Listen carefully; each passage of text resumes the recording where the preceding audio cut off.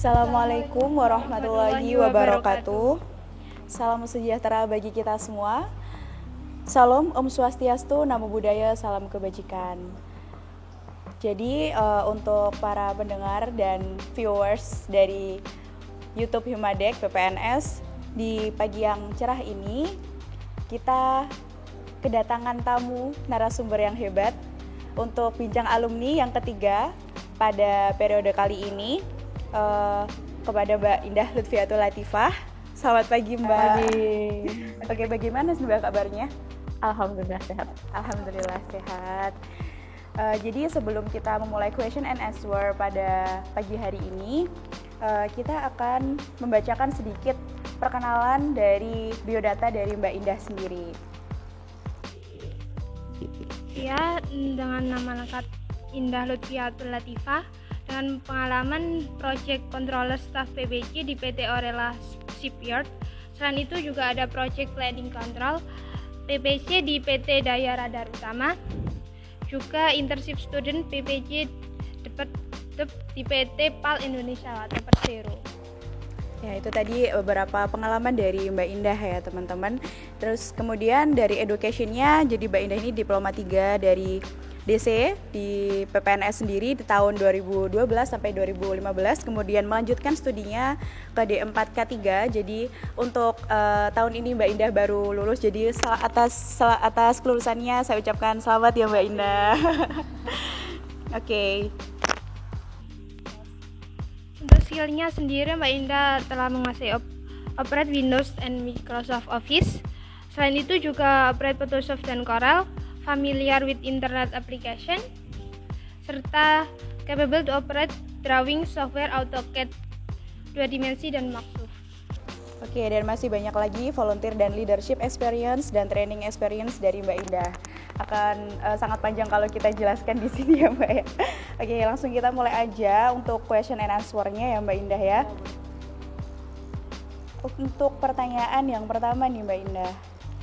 Menurut Mbak Indah nih, fokus kuliah itu enaknya kita fokus dengan minimal pengalaman organisasi atau seimbang sih Mbak antara kuliah dan organisasi? Menurut Mbak Indah bagaimana? Oke, untuk pertanyaan pertama akan saya jawab best experience ya. Pokoknya semua jawaban yang saya utarakan hari ini kayaknya best experience saya ya. Kalau ada orang yang experience-nya lebih atau nggak setuju ya nanti boleh lah dibicarakan dengan komunitas kalian ya kan. Kalau menurut saya lebih baik sih balance. Soalnya ilmu organisasi maupun ilmu akademisi itu kalau di dunia kerja sangat diperlukan keduanya ya kan. Kalau ilmu akademisi ya untuk kinerja kita, kalau ilmu organisasi kan untuk kita bersosialisasi sama teman-teman kita ya kan, kayak gitu. Jadi menurut saya lebih baik balance. Jadi nggak mengedepankan akademisi yang terlalu ambis atau apa. Ya boleh ambis tapi jangan organisasinya jangan kurang kayak gitu. Menurut saya kayak gitu.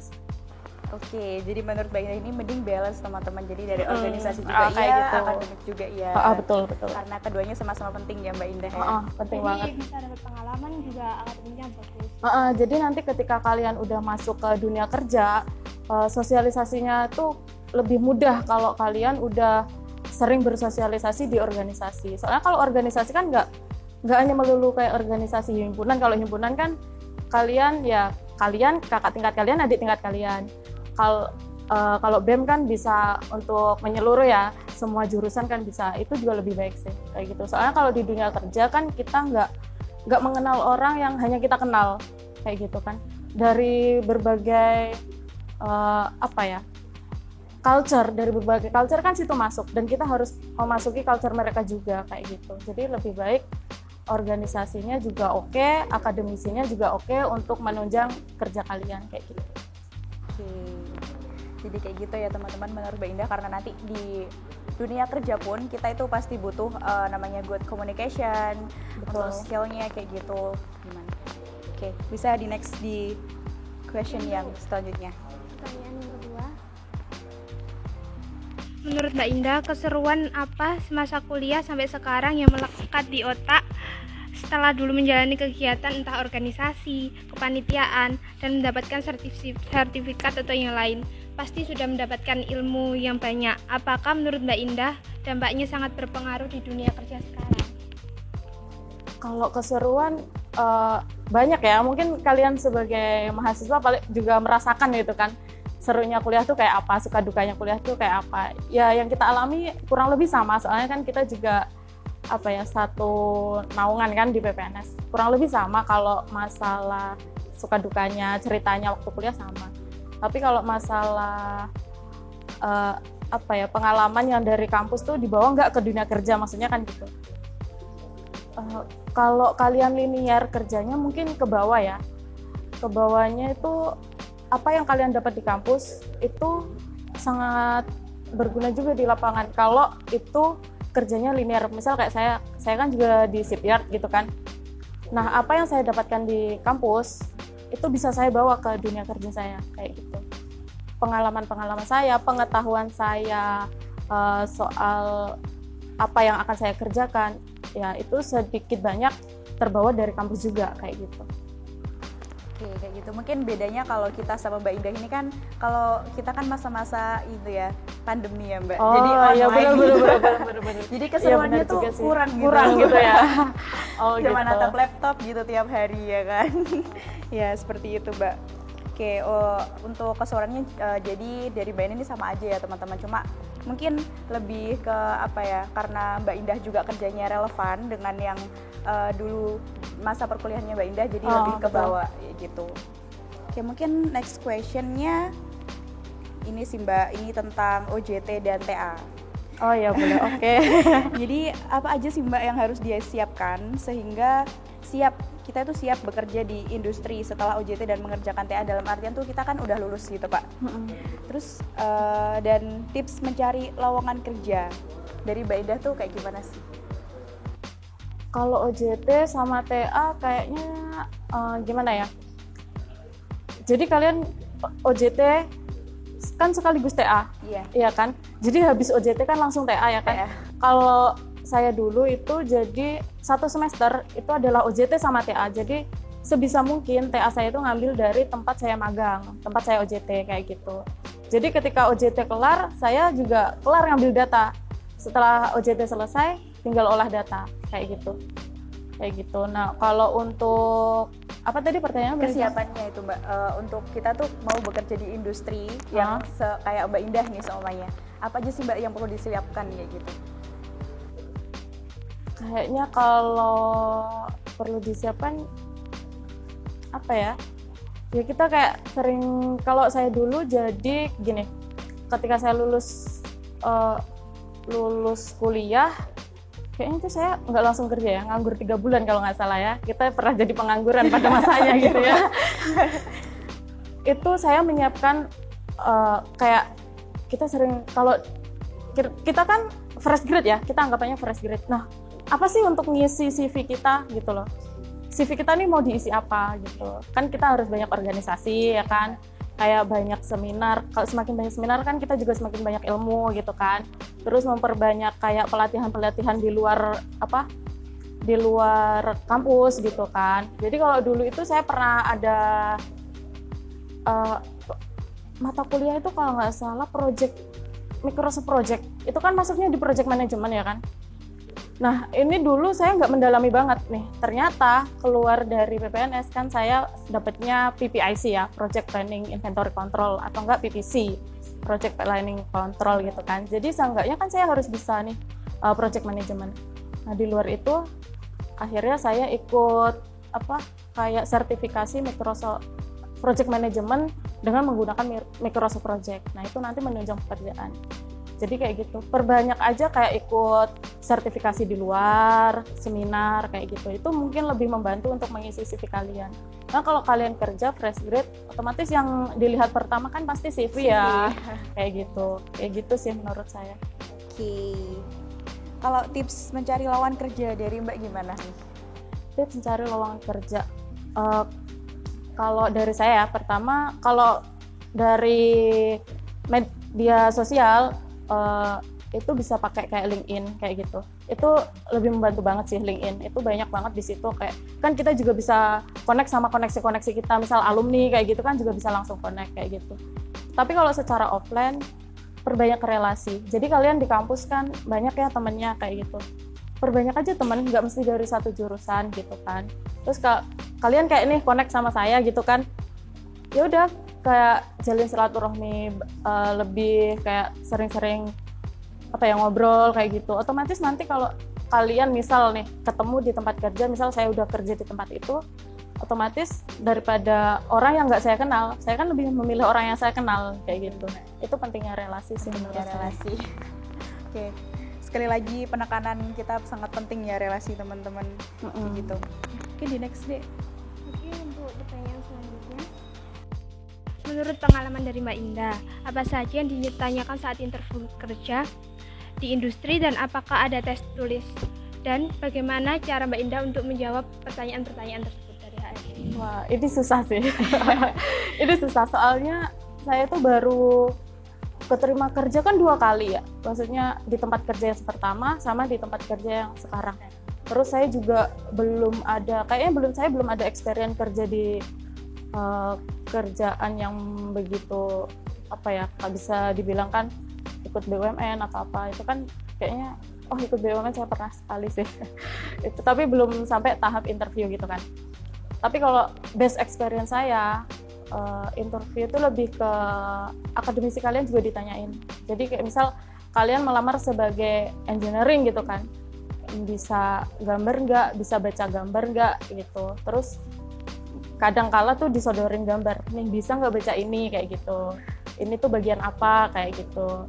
Itu sih. Kalau ujian tulis pasti kayaknya ada semua, ada kayaknya tes psikologi kayak gitu ada juga kayak gitu sih kalau interview. Oke, jadi kayak gitu ya teman-teman. Jadi tergantung perusahaannya sih biasanya sih kalau ada tes tulis apa enggak. Berdasarkan pengalaman saya melamar kerja juga, itu kadang ada, kadang. Tapi untuk lebih kita kan ke teknik nih ya Mbak. Untuk di Mbak Indah sendiri kan kemarin tuh katanya langsung disodorkan gambar teman-teman. Jadi ini agak itu ya, dredeg ya. Langsung disodorkan gambar, terus kita disuruh ngebaca gimana sih dari gambarnya itu kita bisa ngebaca apa enggak ya gitu. Kayak gitu. Kalau boleh tahu nih kan Mbak Indah kemarin ini ya Mbak habis lulus K3 nih. Betul. Kenapa Mbak kepikiran untuk ke K3? Kenapa nggak melanjutkan ke Naval Arsitek gitu? Kalau dulu sih, kalau ini alasannya kayaknya nggak terlalu ilmiah banget ya. Iya Mbak. Jadi tuh sebenarnya kalau DC itu kan masuk pagi. Kalau K3 itu masuk malam, udah itu doang alasannya. Jadi Mbak Indah kan sekalian kerja gitu kan ya Mbak? Sekalian kerja gitu. Terus kalau masalah ketertarikan, soalnya di tempat kerja yang dulu itu kayak ngelihat K3-nya, kok K3-nya gini banget ya gitu, kayak kok sering banget ya terjadi kayak gini gitu. Jadi kayak pelajaran K3-nya tuh kayak gimana sih gitu, bisa diaplikasiin nggak sih sebenarnya di dunia kerja, kok K3 di tempat kerjaku tuh kayak gini, gitu. Pernah kepikiran kayak gitu, terus akhirnya dari situlah kayak pengen deh kayak kerja K3, mungkin nanti juga bisa kerja di K3 juga kayak gitu. Pernah kepikiran kayak gitu. Cuman kalau kenapa masuk lagi ke PPNS K3, alasannya itu yang pertama tadi. Lebih ke yang pertama tadi kayak gitu. Jadi alasan utamanya karena Mbak Indah kerja, jadi sekalian kuliahnya biar bisa malam gitu teman-teman. Dan untuk alasan keduanya karena Mbak Indah ini melihat di perusahaan sebelumnya kok mungkin SDM K3-nya masih kurang kayak gitu ya Mbak? Iya, terus kayak sering keluar masuk kan gitu. Kenapa kok sering keluar masuk gitu, sesusah apa sih K3 gitu. Ternyata udah masuk K3 nyemplung, susah banget nih. Apalagi ngatur orang gitu kan, kayak susah banget ternyata gitu. Oke. Mungkin aku next di pertanyaan selanjutnya ya Mbak.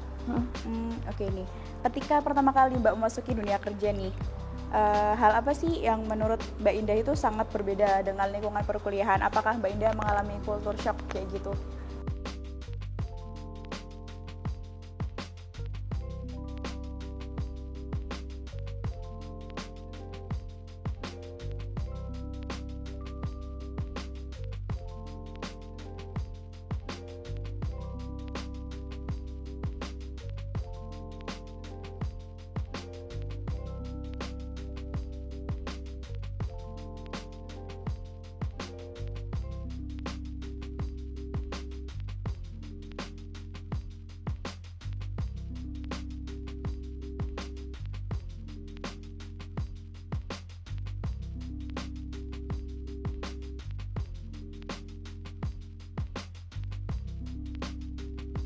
kan. Iya benar.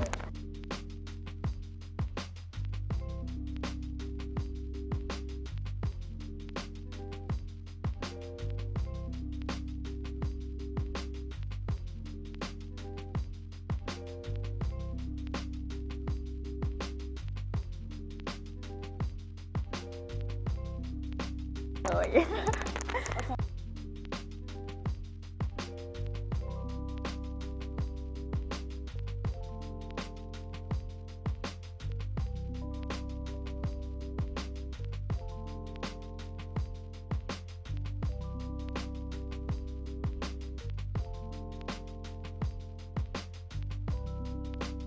Oke, lagi-lagi perlu adaptasi ya Mbak ya.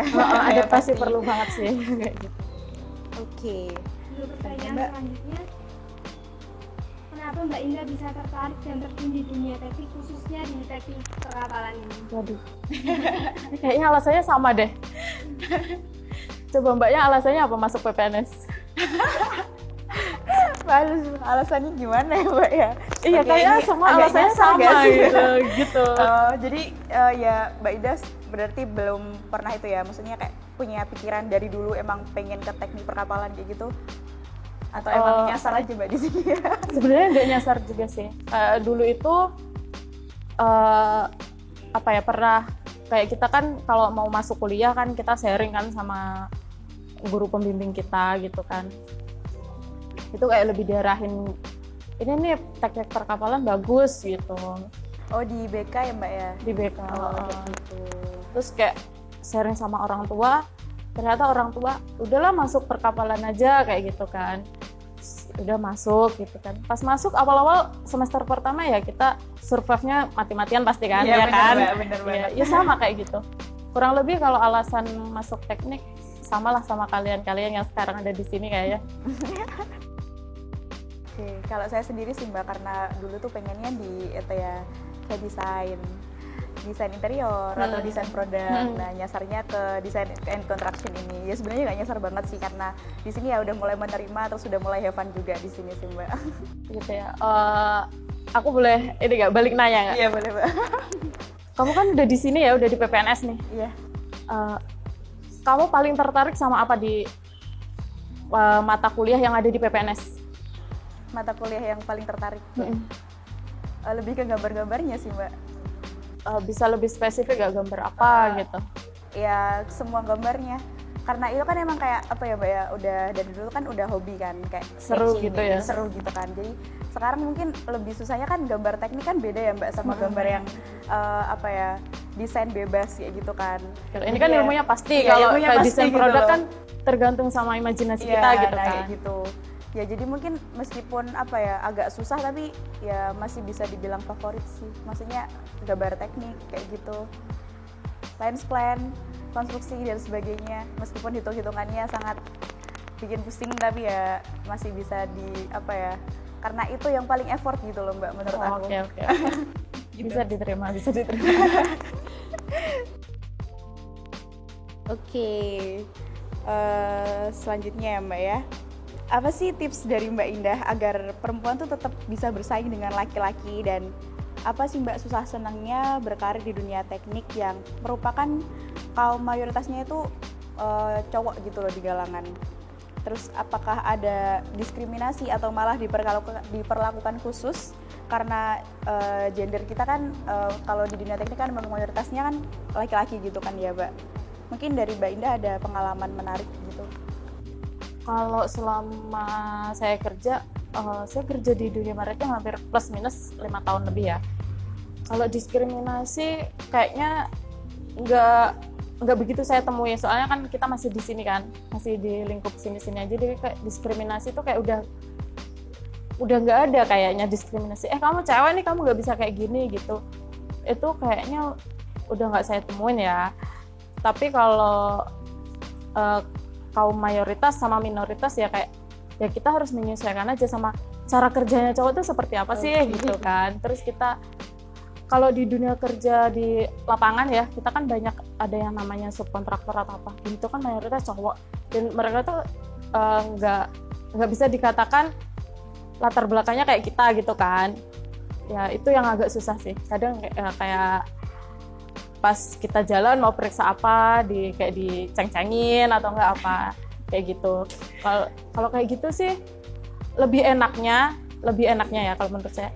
Ya kita masuk aja ke dunia mereka. Misalnya kalau mereka lagi kerja gitu kan, kita datang terus diceng-cengin. Ngecek apa Mbak? Kayak gini-gini. Udah kita jawab aja. Pak ngecek ini nih Pak. Ini gimana ya? Udah terpasang apa belum ya? Kayak gitu. Jadi kita lebih berkomunikasi sama mereka lagi, masuk ke cara kerjanya mereka itu seperti apa, kita lihat, terus cara berkomunikasinya mereka satu sama lain tuh kayak apa, kita lihat. Jadi nanti kita mudah gitu loh masuk ke dunia itu kayak gitu. Oke, lebih ke pendekatan ya Mbak ya? Pendekatannya lebih kayak itu lebih, kita harus lebih masuk lagi soalnya kalau ke situ ya.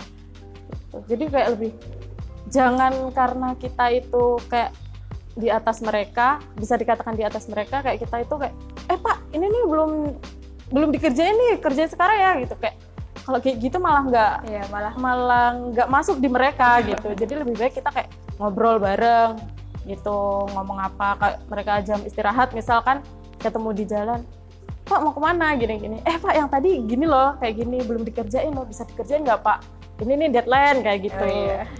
Cara berkomunikasinya lebih masuk ke mereka aja kayak gitu. Jangan kayak yang bosi banget, atau enggak kayak yang jangan mentang-mentang kita karena kita kayak pemeriksa atau apa, kita bosi ke mereka, itu malah nggak masuk nanti ke mereka kayak gitu. Malah susah diterima lah ya. Susah diterima banget gitu. Jadi nganggap sebagai teman gitu ya. Iya, tapi dalam anggapan teman ada batasannya lah gitu. Tetap respect. Tapi respect lah, lebih ke respect kayak gitu. Gitu sih menurut saya. Untuk pertanyaan selanjutnya ya, bagaimana pandangan orang tua Mbak Indah sebagai kalangan yang memandang wanita yang bekerja di perkapalan? Dari orang tua ya, kalau jujur ya, kalau dari orang tua, kayak orang tua tuh selalu ngedukung apa yang saya lakukan gitu loh. Jadi kayak mau kerja di mana ya oke gitu.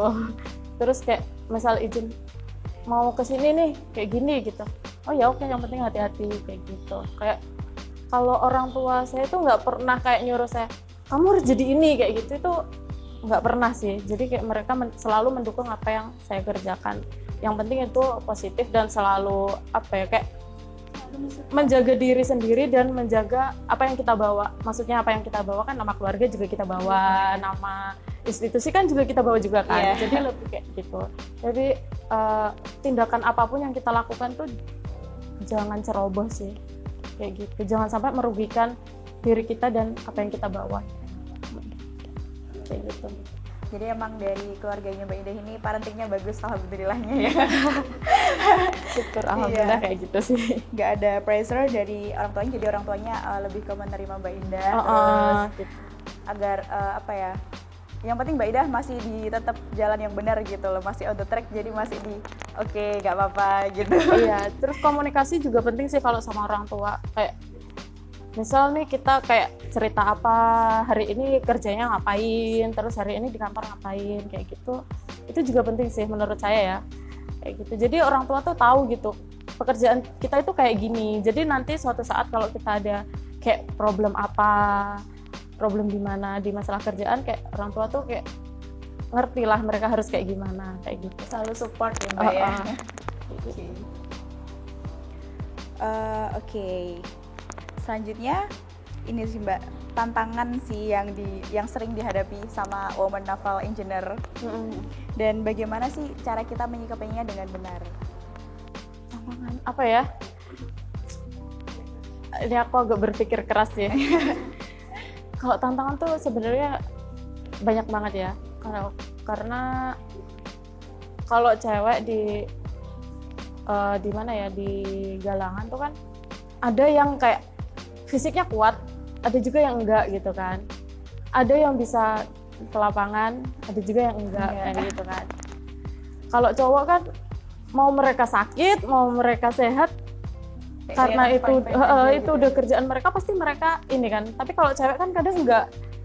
Terus apalagi kalau cewek yang kayak moody gitu kan. Apalagi kalau kita moody banget, terus kayak kita mau ngerjain ini, males banget lo kesana, males banget lo ketemu kayak gitu.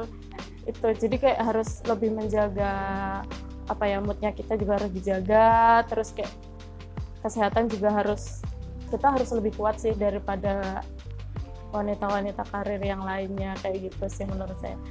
Ini nggak hanya di dunia perkapalan ya, maksudnya di konstruksi atau nggak di dunia kerja yang bekerja di lapangan under pressure, kayaknya kita harus kuat fisik dan mental sih kayak gitu.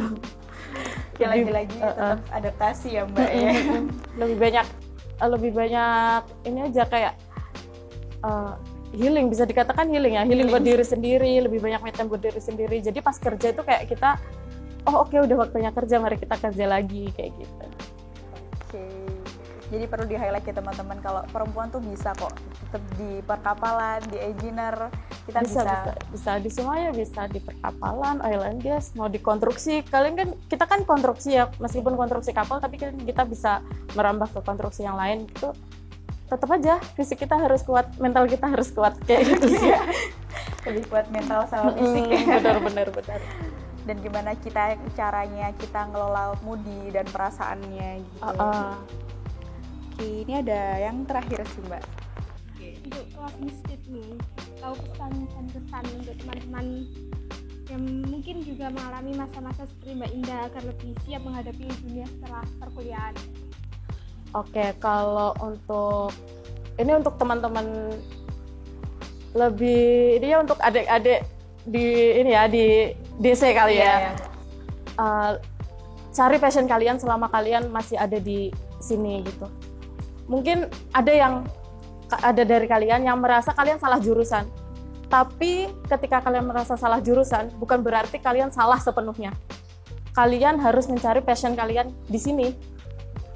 Aku ngerasa salah jurusan, tapi aku harus nyari passion aku di sini tuh apa, kayak gitu. Nggak harus kalian tahu semua yang ada di DC, nggak harus. Paling nggak cari satu titik ketertarikan kalian di situ. Itu sih. Itu akan membantu kalian untuk kedepannya kalian kayak gimana dan mau seperti apa. Wow. Oke, jadi kita memanfaatkan titik yang bisa dijadikan kita improve sendiri gitu ya Mbak, yang paling kita jadikan nilai plus dari skillnya kita kayak gitu. Betul. Menurut kalian mungkin kalian masuk DC itu udah kayak lembaran hitam ya kan? Tapi di lembaran hitam itu nggak mungkin sepenuhnya hitam, pasti ada titik putih di situ. Manfaatkan itu. Kayak gitu titik sih. terangnya. Oke. Tepuk tangan dong buat narasumber kita pada pagi hari ini. Makasih ya Mbak Indah udah menyempatkan waktunya. Oke, untuk selanjutnya ini ada penyerahan vendel dari kita Mbak. Jadi ini ada vendel dari kita. Ucapan terima kasih. Ya, terima kasih banyak. Makasih banyak. Oke, terima kasih juga ya Mbak Indah. Ya, makasih banget udah diundang ke sini. Semoga apa yang saya sampaikan bisa ada memotivasi sedikit ke kalian kayak gitu. Nggak sedikit sih Mbak Indah, tadi udah memotivasi banget. Terima kasih. Sama-sama. Iya. Oke, mungkin dari pertanyaan-pertanyaan dari KM sudah kita bacakan semua, udah dijawab semuanya juga dengan baik sama Mbak Indah. Jadi udah saatnya kita, saya Yuyun Kurniasari, Saya Novita Ngarani, dan Mbak Indah Lutfiatul Latifah. Terima kasih banget untuk pagi hari ini. Kita tutup ya teman-teman. Assalamualaikum warahmatullahi wabarakatuh. Waalaikumsalam warahmatullahi wabarakatuh.